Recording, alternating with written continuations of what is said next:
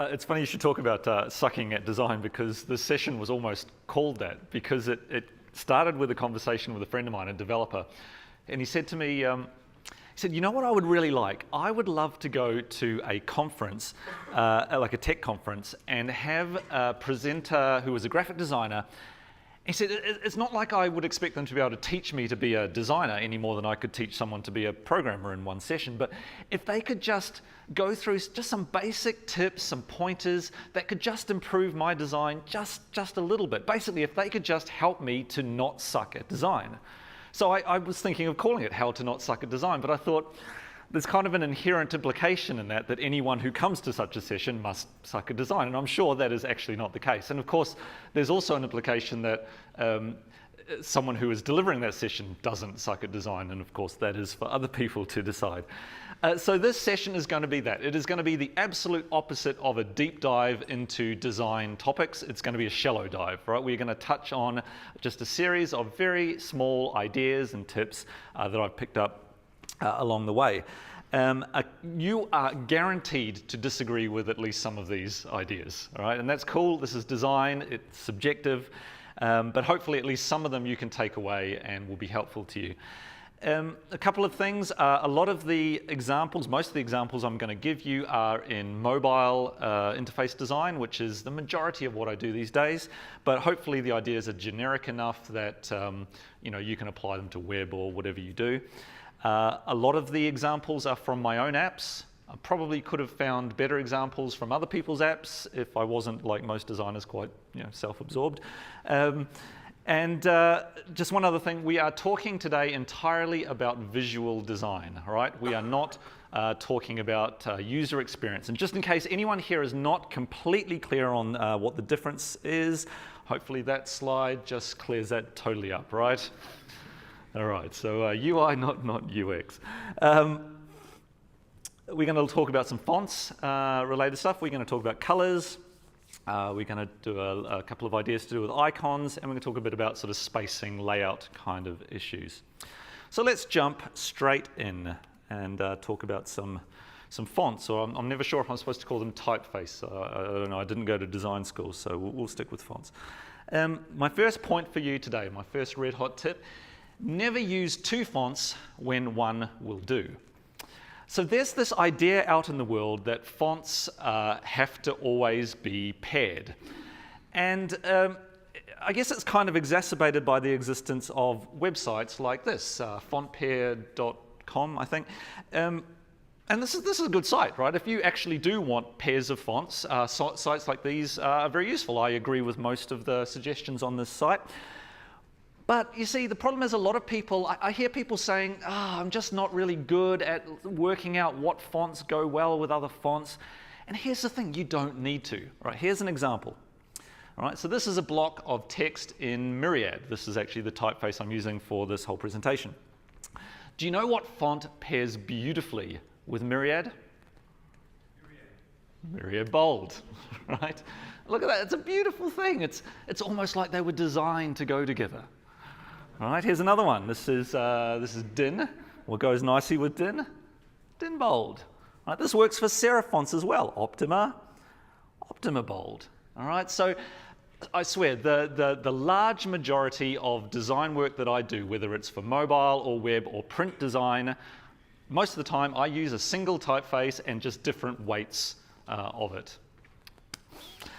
My second tip for you today, custom fonts, use them. And I know this, people will disagree with this. Some people, there's good arguments that can be made for sticking with default system fonts if you're a native mobile app, or web-safe fonts, your Helveticas and Arials and so on. But just if you are looking for a really simple way to lift your app or your website, just push it in the direction of looking a little more modern, a little more interesting, engaging, and you're looking for ways that don't require a huge amount of design now, so especially if you follow my last point, and usually are fairly typical, fairly easy to implement. Custom fonts can actually take you a long way. But as you're considering this, keep this in mind. Custom fonts don't have to be wild, crazy, wacky fonts. And so a little story to sort of illustrate this. I had a friend who asked me to take a look at his app. And he wanted some design advice. And he actually specifically asked me, do you think I should look at maybe a custom font? And surprise, surprise, I said that I thought he should. And he asked for some suggestions. So his app was an iOS app, and at the time, it was a couple of years ago, at the time the default system font on iOS was Helvetica Neue. So I had a look at his app, I gave it some thought, and I suggested a couple of fonts he might like to try, LATO and Open Sans, two fonts I've used in a couple of projects.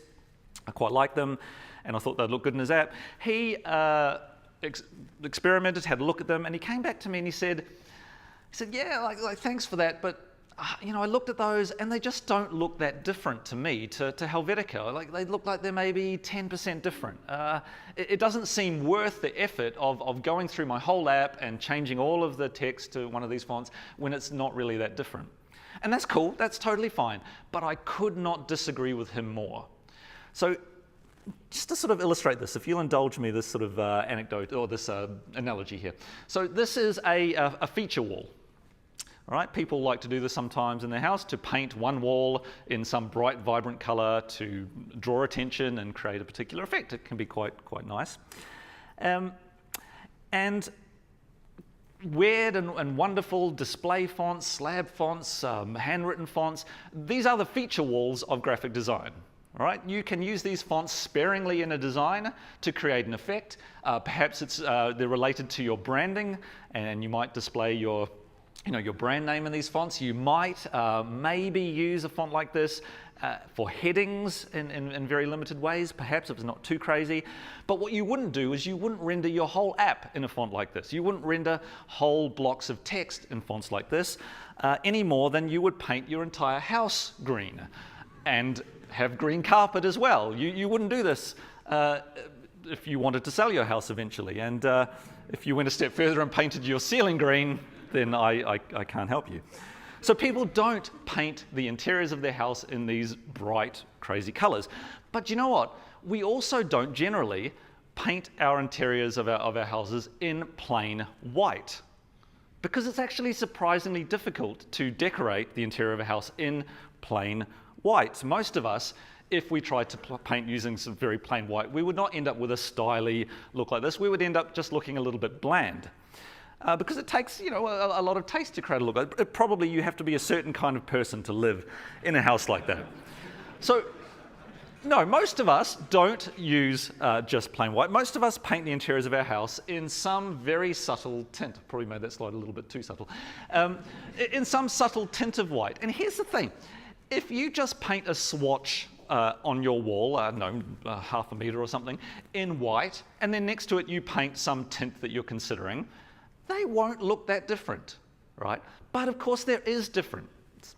So we go back to fonts. So on the left is Helvetica, on the right is LATO. And no, these glyphs are not radically different. But of course there are significant differences, little slight sort of whimsical ideas that the designer of this font has used. So, Helvetica, typically one of the distinctive features is the stroke weights are very uniform, right? The designer of LATO has played with that a bit. We've got some parts that are a little thicker, some parts that are a little thinner. One of the motifs of this font is that the ends of strokes are one side is straight and the other side is rounded, right? So we have these little differences. And if you just put that in a very small area, yeah, it doesn't look terribly different. But if you paint that over a large area, it is very different in the same way that if you paint your entire interior of your house in a subtly tinted color, it really does. What happens is the differences multiply, right? You get a very different effect. So if we apply this in an app, this is one of the first of my apps I'm going to show you today that is breast related. I do a lot of breast related apps. It's a niche. This is actually a breastfeeding app for men, because that totally makes sense. And so this app is rendered entirely in LATO, the font that I've been describing in the last couple of slides. And let's have a look at what this app would look like if I switch that into Helvetica. Okay, I'll toggle back. And now, I don't know, I have no idea how many people in this room see what I see when I do that. It's entirely possible that some people in this room look at that and go, Yeah, that looks pretty similar to me. But to me, what are we on? To me, Lato, that subtle playfulness of the glyphs, it's not crazy, it's not wild, that subtle playfulness just, it enhances the look that I was going for in this app. It works with the sort of the fun icons and the humorous photos and the colors and even actually the style, the voice of the written content of this app. It just reinforces it. Another great reason to use custom fonts is so it enabled me to achieve some consistency across the iOS and Android versions of this app. Now you might say, you know, you really should honor the design motifs of different platforms, and I agree, right? I'm never afraid to compromise consistency across app versions to achieve, you know, familiarity or a native feel. But I just feel like there's so many things we can't control when we move between platforms. A font can be something that we can control, and it can help us to just get that consistency. But one thing I would advise you, if you're deploying custom fonts on Android, test a lot of different screen densities, because seriously, you can throw really any modern font at iOS, renders it perfectly, not so much with Android. So yeah, custom fonts, consider using them, but don't think that they have to be radically different in order to justify the effort. This next one is kind of a counterpoint to what I've been saying. So be a good font citizen. Don't be that guy. And what I mean here is that a lot of the time, most of the time, our apps and our websites, they stand alone. If you're a native app, someone launches your app on their phone, it takes over the screen, you own the screen, you are in charge of what your app looks like. But increasingly, there are instances where our apps aren't on their own. They have to fit in with some other things. So one example is when we're working with things like extensions, or in iOS land, Today widgets. So this is another Breast-related app of mine. Obviously, this app has a very, very custom look. I'm not sure I would hold this up as an example of great usability, particularly for people with color issues, but we're just talking about fonts for now. So has a very, very custom look, and I wanted a custom font that worked with that look. So this app has a Today widget. If you're an iOS user, you pull down on the top and you can see little bits from various apps. So of course we have one of those, and mine, it looks like that, right? I've got my cool, crazy font right in the middle of everyone else's Helvetica. No, that's not nice, right? That's awful. My Today widget actually looks like that, right? Because I don't think people want that. People don't want to be scrolling through things that all look fairly similar. Most developers play the game and use the default font. I don't think it's wise to be sort of forcing your style into a scenario like that. So just give that some thought. And my last font-related point for today, this is a real simple one. When you're using larger fonts, try using lighter weights. And this is a bit counterintuitive. Most people think, as you move up in size, you need to move up in weight. But it can actually be very effective as you move up in size, to actually move down in weight. So here's an example. This is a sort of a typical thing people will do. I've got a big bold heading and a bold font. But what about just trying a light font instead? It can be quite a nice effect. Okay, that's all for fonts. Let's talk a little bit about colors. Choosing colors is hard, right? It can be as hard as choosing fonts, sometimes harder.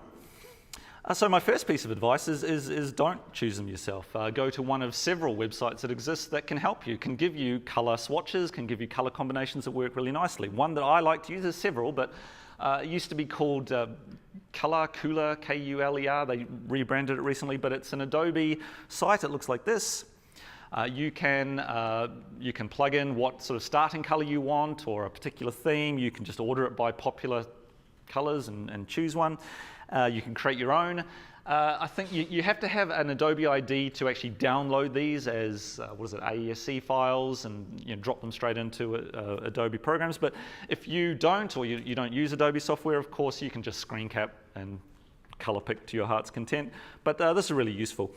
But another point on this is similar with the fonts, right? If you don't feel like pairing things as your forte, maybe don't pair things. Right? Maybe consider, just like with the fonts, maybe consider just using a single color, or shades or tints of a single color. So again, another one of my apps here. So this, we were working with a partner, and their their brand, the color of their logo, and on their website is this sort of teal color. And so having that consistently through the app was able to really reinforce that brand. Here's another example. This is not a breast-related app. So in this app, I really wanted the polar opposite of some of those crazy custom sort of designs I showed you earlier. I wanted a really non-customized look. Has a custom font, of course, but other than that, very, very standard. And a single color throughout the whole app, which looks nicer in real life than on the screen, I have to say. But one interesting thing is, so this is an app for keeping track of your house cleaning chores, right? And so we have this little bar interface in here that shows you how dirty or how in need of doing a particular task is. And at one point, I played around with using colors to indicate that. So they were red if they needed doing and green if they'd just been done. And I just didn't like it. It just didn't look great. So I decided to drop that and just stick with just the actual bar itself and the tint of the orange, so it gets darker the more in need of something it is. Now, you might look at that and say, well, you've just reduced usability, because if you were to use that color scheme, well, that's one more indication that helps people to understand what your app's trying to do. And I don't disagree with you. But just put a pin in that thought for now, because I'm going to come back to that at the end and sort of talk about my thoughts on how some of these things fit in with other considerations like usability. Another possibility, if you don't feel like you're great at sort of putting colors together, is don't use any colors at all, right? Use white, use a dark theme, because going sort of reverse style is cool. Right? Being white is cool.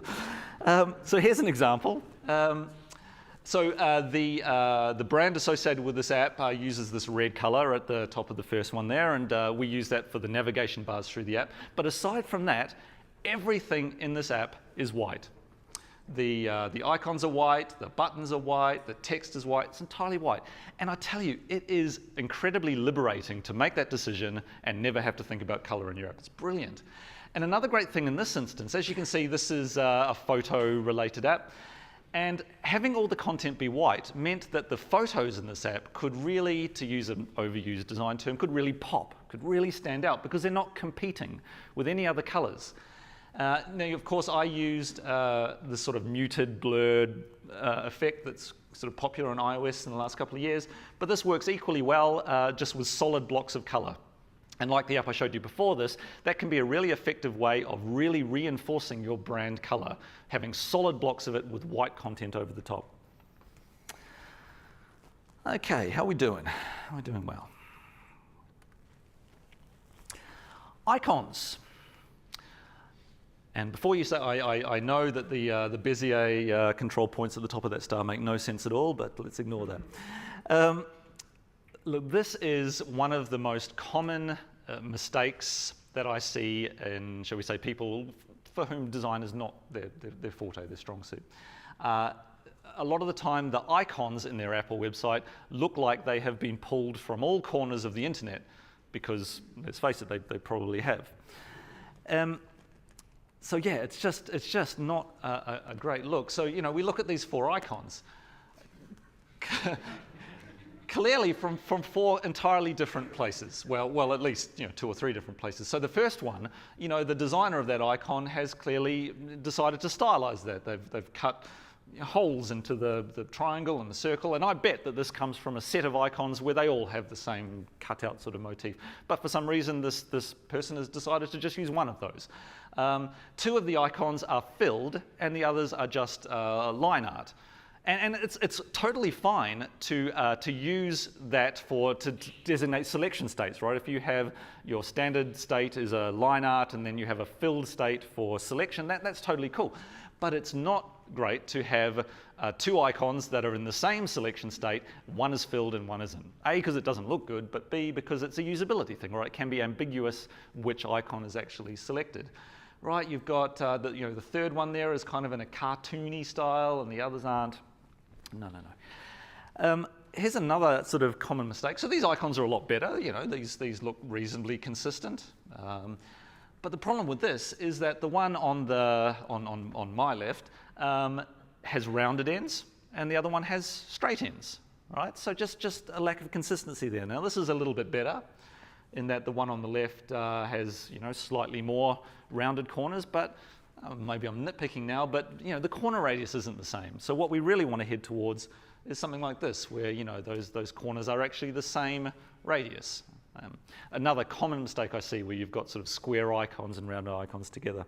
And one final really common mistake people make with icons is this mistake here, right? So good icons, consistent, look like they're probably from the same designer, but different stroke weights. Right, really common error.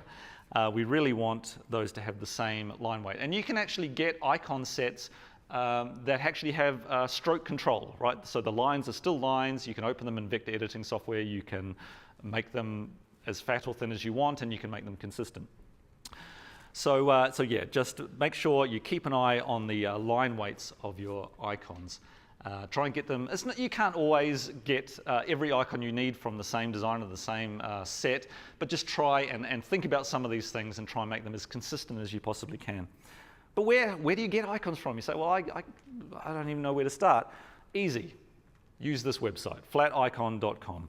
I freaking love this website, right? I could probably count on my fingers the number of icons in the last year that I have either created from scratch. So most of the icons I use either come straight from here, or I start with something from here and I customize it in some way. But seriously, it's like when I screen cap this, 125,000 fully vector icons. They're all in groups, so you can get sort of consistent icons. There's a Mac app. There are plugins for vector drawing software, so you never have to worry about downloading sets and saving them somewhere, and where was that icon of, you have this plugin, I need a star, I've got 100 stars to choose from, 1,000 stars to choose from. It's brilliant. I think the license is you can use these for free with attribution, but come on, you don't want to be attributing your icons in a website or an app, so just pay. It's like, I think it's like $10 a month, and I think, if I'm not mistaken, I think the license is such that if you pay and then stop paying, you can continue to use the icons that you downloaded whilst you were paying. So, if you really must, sign up for a couple of months and go wild. But yeah, seriously, great resource. This point is related specifically to app icons, by which I mean, if native apps, the home screen icon. They don't have to be literal, and really, if I could get this point across to clients, my life would be a lot better. So I had this revelation, this sort of epiphany, with my very first iPhone, years and years ago. So I had this really great app on my first iPhone. This was the original iPhone. This was before the App Store. This was a jailbreak app, and it was a virtual network connection app. So it enabled you to control your PC or your Mac from your phone. It was amazing, so cool. And the thing is, like a VNC app, that's a strange thing to try and convey in an icon, right? Connecting to computers, controlling screens. So of course, most of the app icons for apps like this are not great icons. But this app, the very first one that I used, it was called JADU. It still exists today. I think it's called iTeleport now. And so they had this cool thing in the interface where when you first launched it, you saw this screen. It was just a fairly standard setting screen. You chose the computer you wanted. Maybe you put your password in, and you connect. And then this thing here started spinning around. I mean, it was basically just a fancy activity indicator. But it span around, and then when the connection was made, you sort of saw your desktop underneath it, and it kind of zoomed in, right? You went into this black holey thing, and then you were controlling a computer. It was kind of cool. So that did two things for this app developer. One is it just was an interesting interface element. It was better than just a little spinner. But of course, it also gave him something cool for his app icon, something that was immediately recognizable as belonging to his app for anyone who'd seen it before. Of course, his app icon didn't look exactly like that. It looked like that because that's how we rolled back then. So I remember seeing that and just thinking, that's great. That is exactly right. When you've got an app where it's really hard to convey the literal essence of the app in an icon, find something that you can put into your interface that then can stand for your app. And I've used that a number of times since. So going back to this app, so apps related to breasts and breastfeeding, that's a hard thing to convey literally in an app icon in a way that is tasteful and will not be rejected by Apple. Actually, funnily enough, do you guys know Marco Arment? He's a fairly well-known independent iOS developer, and he actually had a breastfeed timing app. It was called Nursing Timer. It's not available anymore, but because he's kind of famous, he actually had someone volunteer to design him an icon for that app, and came up with this wonderful, wonderful icon. I almost want to get in touch and ask if I can use that. But see, the added complication with this app is to do with breastfeeding. It's also to do with alcohol consumption. So it's to help mothers who are breastfeeding to make decisions about alcohol consumption, and if they choose to have a casual drink, to know when their breast milk will be free of alcohol. So wow, if we're going to try and convey all of that in an icon, that's not going to be pretty. So I thought back and I followed the lead of GOTO, Teleport, and I introduced this kind of dial interface into the app. Completely unnecessary, right? I didn't need this. I could just put a timer thing in. But it animates nicely up when you start, and then it sort of ticks down and fills a spot in the app. And of course, also gave me something quite nice to use for my app icon that, again, I think for anyone who's seen the app immediately is recognizable as belonging to that app. One other example, also alcohol related. So this is an app, it's a directory of alcohol and other drug support services in Australia with an Indigenous focus. So again, awfully glad the client we work with on this one did not want to try and convey that literally in an icon. So what do? How do we come up with an icon for this? Well, we needed some pins for the map, and we needed them to be different colors to convey different services. So I came up with this. It's nothing ground-shakingly original, just a couple of concentric circles. But again, that gave me something to play around with for the icon. Now, the first thing we tried was just that, the pin on top of a sort of a dot painting background. We iterated a bit on that and eventually came up with that, which obviously sort of nods towards that marker in the app, but with a more strongly Indigenous focus. So yeah, I mean, literal's good. If you can convey that in a literal way, some people argue that helps you with discoverability on app stores and so on. But if not, go symbolic. A couple of layout-related things. Okay, I've got a great tip for you here. This is a red hot tip. You can make your app look much more modern with one line of code. All right. This is a trend that I have observed in mobile design. This is really a mobile app thing because we use a lot of tables in mobile apps. All right, so here is a very basic table-based mobile app. Okay, nothing special, nothing fancy. Change one line of code. Boom. We have a more modern-looking app. Just go back again and forward again. Now you might look at that and go, what the hell? Why would you do? There's nothing wrong with that. That's not too crowded. There's plenty of padding between the things. This is a usability issue. Now, they've got to scroll more. What if my table has 1,000 rows and someone has to scroll all the way to the bottom? There's going to be much more scrolling. And yeah, I accept that there will be some amount more scrolling if that's the case. But I'll tell you, if your app has a table with 1,000 rows and the only way to get to the bottom one is to scroll all the way there, you have other issues. Yes, there's going to be a bit more scrolling. What can I say? This is a trend. I've been watching it. Don't believe me? Well, here is the same area of the iOS operating system in iOS 8 and iOS 9. All this happened, those table view cells have grown. It's just something I've been observing. And in fact, if you look at all of the examples of my apps that I've shown you so far, every single one of them that has some kind of table-based interface, the cells are all wider than they technically need to be. What can I say? It's a trend, and yeah, something to consider. Yeah, so consider bumping up your table view heights. Maybe just do it sequentially. Just make them a little bit bigger. Ease yourself into it. Okay, this is going to be unpopular in this room, a room full of developers. All right, mathematics is great. Oh, that last session, man, mathematics can do some cool things. Isn't always the best designer. Right? You can't always trust the design sense of mathematics. So here's an example. All right, which one of these icons is correctly centered in the circle? Yeah, it's the one on the right, right? Surely. Well, mathematics says no. Mathematics says no, the one on the left is the correct one. And of course, the longer you look at this slide, the more your brain starts to go, yeah, actually, it is that one. So let's just remind ourselves, no, it's not. It's the other one. Right, so this comes down to optical alignment as opposed to mathematical alignment, right? And it comes up a lot with text alignment when you've got ascenders and descenders, and you know, maths can actually learn to be better at this, right? A lot of desktop publishing software has options where you can choose optical alignment, mathematical alignment, particularly with text.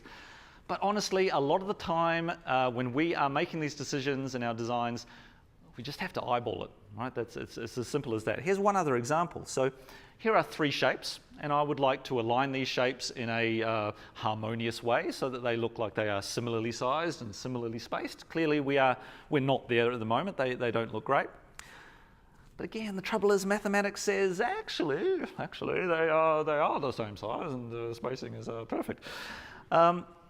So how can we fix this? Well, the first thing you probably look at and say, well, the first problem is, you know, you've got a perfect square, you've got a perfect circle, and you've got this kind of weird triangle. You really want an equilateral triangle, right, for it to look better. So let's start with that. Let's make that a nice equilateral triangle. That looks a bit better. But we've got a spacing issue, right? It looks like we've got a much bigger gap between the circle and the square and the triangle and the circle. Right, and of course, most of you work with text in one way or another, so you recognize this problem. You know that this is a kerning issue. All right, so we've got this nice little home in the bottom of the circle. That triangle just wants to just slide nicely into there, right? So let's do that. Let's fix the kerning. Yeah, so this is starting to look a lot better. But still, I've got an issue here. Doesn't the square look bigger? And we know it's not because we saw the math, we saw the thing, but it's because the square is filling its whole, square bounding box, whereas the other 2 shapes are not. They have smaller surface areas. So there's just this visual disconnect where they just look smaller to us. So we actually want to nudge up the size, particularly of the circle. We want to nudge up those sizes a little bit. All right? So now we have reached something that looks fairly harmonious. They look like they are, a similar sort of size and they are spaced nice and evenly. But look how far we have moved from the recommendations that mathematics had for us. It's tough, but one hot tip I can give you is bounding boxes cover a multitude of sins. Right? So I've actually gone back here to the original shapes. And as you can see, hopefully you can see, by adding a box around those, it just kind of reduces the apparent differences. It also helps us, obviously if I go back here, if these are buttons, we've got issues here because that triangle is just overlapping the circle and then the buttons it's not ideal. So putting them into bounding boxes can just sort of help with that. So regardless of what Apple wants you to believe, button outlines are still a good idea. So essentially what I'm saying here is sometimes you just have to turn off the targeting computer and use the force. Okay, all right. A final sermon. I'll climb up on my soapbox just for a moment. So you might have watched some of these points, and I sort of referred to this earlier, and said, that's interesting, I'm sure that looks really nice, but I just think that might affect usability a bit. And obviously there is, you do hear this from time to time, people say, I don't want to make any design decisions that will have any kind of impact on usability. Usability is our #1 concern. We must make sure that is prioritized above all other things. So if we were to graphically represent that line of thinking, we would get something like this. Okay, so if you have the 3 pillars of an app, the 3 sort of main considerations when you design an app or a website, you have functionality, what it does. You have usability, which is how people actually do the things that it does. And then you have aesthetics, what the app looks like. And so, if someone's saying, we must prioritize usability, we can't make design decisions that are going to impact on usability, it looks something like this. But the problem with this thinking, in my opinion, take this app, right? I showed you it before. Super, super usable app. Totally usable for anyone who's used a table-based app before. And you know what? If I make any design changes to this app, I'm going to reduce usability. If I make those table view cells a little bit wider because it just kind of looks nice and it's what people are becoming used to, as we pointed out before, there's going to be more scrolling. If I change this to a custom font, right? So default system fonts are the default for a reason. They have been highly optimized for the screens they're going to be displayed on. They've been tested to within an inch of their lives. They are super usable, and any font that I just decide to come along and plug into this app is going to reduce usability, maybe only a small amount, but some amount, right? Like some person is going to have some amount more difficulty making out a block of LATO or whatever it is than Helvetica. If I change the color, this blue is a really recognizable, commonly used selection state color. Right? If I decide suddenly I don't want to use, I want to use some other color, maybe that's less recognizable. Any change that I make of a design nature is going to reduce usability to some extent. But of course, we can't flip that around and we can't say, I'm going to prioritize functionality above all else. Right? That's crazy because then we're back to these days. Right? Super functionality, my goodness, functionality out there, but not usable and not super attractive, I don't think. But as much as I don't want to admit it, we can't do this either. All right? Of course, we can't do this. If we do this and make aesthetics our #1 priority, we end up with all our apps looking like this. Who remembers this app? That's clear, right? Cool app. I'm not disparaging this app. This is so it's a to-do app. It doesn't have any Chrome or menus or things. It's all gesture-driven. You pinch to make a new one and swipe to do all sorts of things. Cool app, very popular. But I think we can agree that this can't be the template for mobile design, right? This has to be a cool, interesting exception. It can't be the way we do designs, hiding things under gestures and things. And similarly, if we look at web design trends, we end up with websites like this, which, like the car in the picture, are very beautiful but not very practical to use, and unlike the car in the picture, not very fast. Now, I like websites like this, right? If you look at some of the websites, my own main website, it's not dissimilar to this. But again, I just think we can agree that this can't be the way all the web is done. This has to be an exception and not the rule for everything. So what I'm trying to convey is the idea that what we really want to aim for is something like this. We want to get to the point where our apps have great functionality that our users really want to use. It's super usable, so it's easy to discover that functionality. But people actually want to use them. People discover them. People find them because they look great. Because apps aren't just tools. Apps are art. Websites are art. And if you've created an app that has amazing functionality, super easy to use, but no one actually really wants to use it, or no one ever finds it because it's hidden amongst hordes of other apps that look similarly, you haven't won. All right, so this, I think, is what we're aiming towards. But I guess the last thing I would say as a designer, if you have to choose any of these things to prioritize, you should totally prioritize aesthetics. because nothing ever goes wrong when you prioritize aesthetics. So sometimes things go wrong when you prioritize prosthetics, but that's another talk. Thank you.